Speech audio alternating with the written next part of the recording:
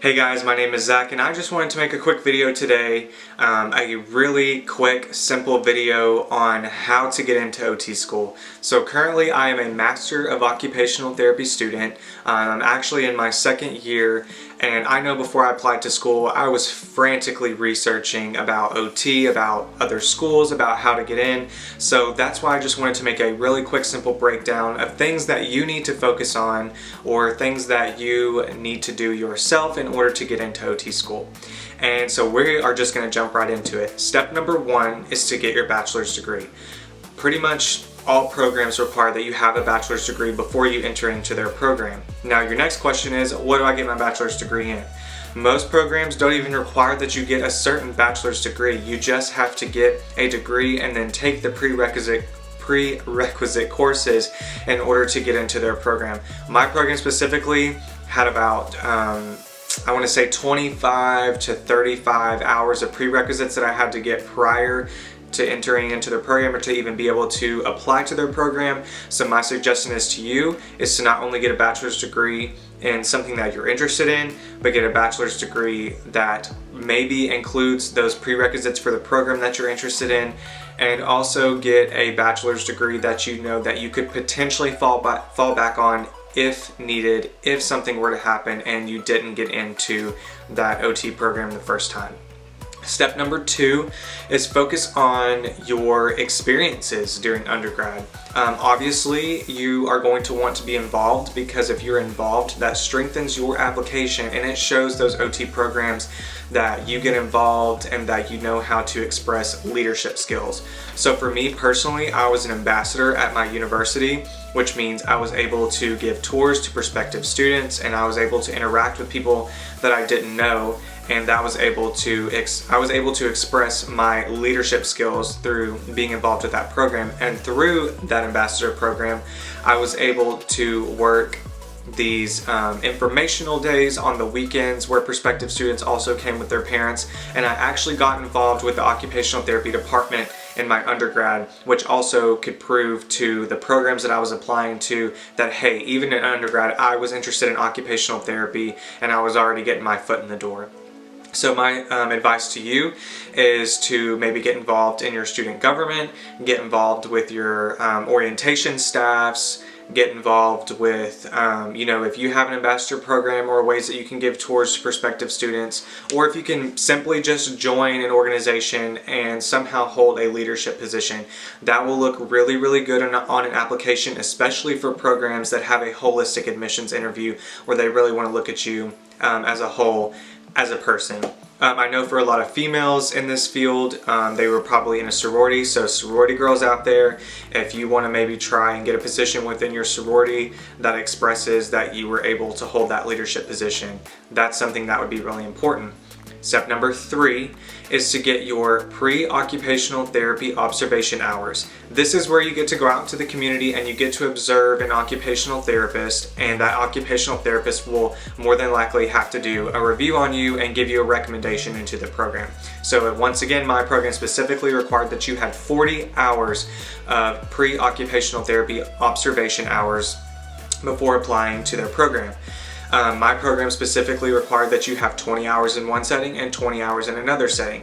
So my advice to you is to maybe go that extra mile and get that extra 20. Some programs will sit there and say that it doesn't matter, you can just simply do 40 and be fine. However, I'm someone that just wants to make sure that it be known that this is my effort. I'm going to do the extra mile, I'm going to do what I can. So I think I eventually ended up getting about 10 to 20 more, so that put me at around 50 to 60 hours for my pre-OT observation hours. The settings that I observed in was a pediatric setting with children who had disabilities, and then I also observed in a hand clinic with a certified hand therapist, and then I also just observed in a simple orthopedic outpatient clinic. So my advice to you is to reach out to the occupational therapist in the community to get those pre-OT observation hours, and also focus on the settings that you think that you might want to work in one day, because not only will that solidify that you want to be an OT, you can talk about it in your interviews and you can say, yeah, my goal one day is to be a certified hand therapist. So I observed a certified hand therapist. I absolutely loved it. I could see myself doing that one day. So it'll just help you be able to make that connection and talk about your goals in the future. Next would be your job experience. So that can be number 4, or that can go along with number 3 if you want to pair those in together.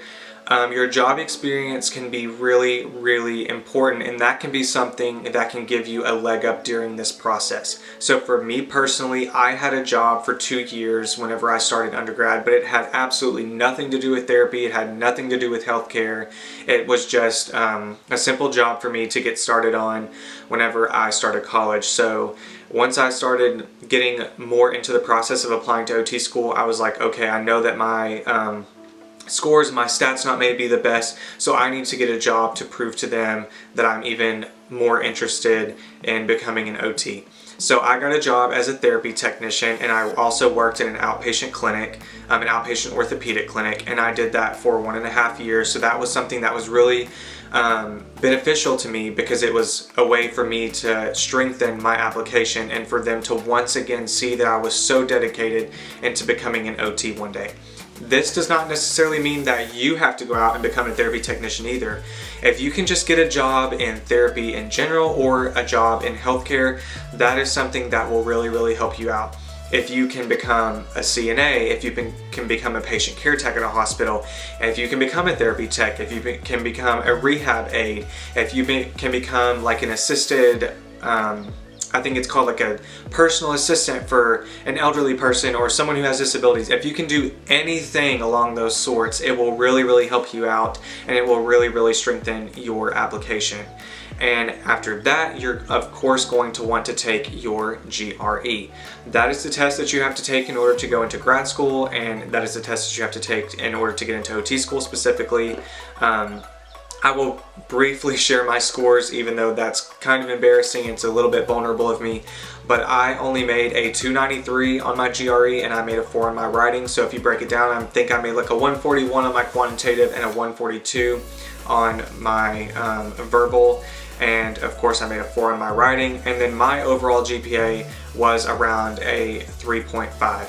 So that is also jumping into how to get into OT school, is really focusing on those scores. If you're going to want to get into a super competitive program, or maybe like an OTD program compared to like a master's program, those scores are really going to be important.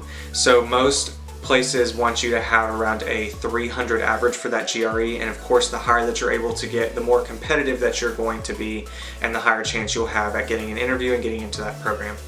I know that GPA is important, but it's probably not as important as your GRE, but you're going to want to get those science courses up. You're going to want to make sure that your GPA is probably a little bit higher than mine, honestly, because those two things are going to correlate together and getting you those interviews, especially to those really competitive programs.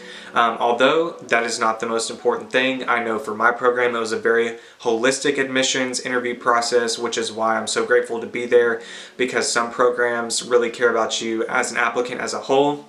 So that's something that you also need to look into. I guess that kind of goes into my last step, is really planning out where you want to go. So you need to break down by a list about, what you have, the things that you've done, the grades that you have, the GRE score that you have, and then you really need to search out those programs and look and see if what's on your list matches their program requirements. It really just depends on how willing you are to go out of state, how willing you are to, go really far away, how willing you are to go to a program that may be brand new. There's really so many different factors that come into play, just depending on how bad you want it. So that's what I would do. I would sit down, I would make a list of the programs you're interested in, maybe make you a list of like your top 5 schools, and then really focus on your top 1 and 2, and then really delve into that school and really delve into their requirements and see, do your requirements match up with what they want out of a student. So that is also my other biggest piece of advice, and kind of my last little bit of advice for you guys is to make a plan A, make a plan B, make a plan C even. Make as many plans as you need in order to be in order to set yourself up for success, because it may not happen the first time, and some of you may be super smart, you may have amazing grades, and it may end up happening for you the very first time. But for some of you, I'm going to be honest, it's not going to happen, and you need to have a plan in place. That way you're not disappointed if that happens to you, which is completely fine. I know that there are several people who have had to apply to programs 2 and 3 times before they get in, and that's completely okay. It's just dependent upon how bad do you want it and how bad do you want to become an OT one day. So do not get discouraged if you do not get into a program the first time. Just really sit down and look and see what that school requires, what they want out of a student, and really just focus on it. And if not, that is completely okay. Go with that plan B, go with that plan C, do whatever you have to do. But I hope this video kind of helps. It's just a really quick, simple overview. If you would like some more information on something specific, I would be more than happy to make a video, or you can reach out to me personally and message me and just ask me any questions that you have about OT school in general. Like I said, I hope this helps for you guys, and if you are applying to OT school, I wish you the best of luck. And if you are a fellow Broti out there, shout out to you, because we are a minority in this field. Anyway, thank you guys so much for watching.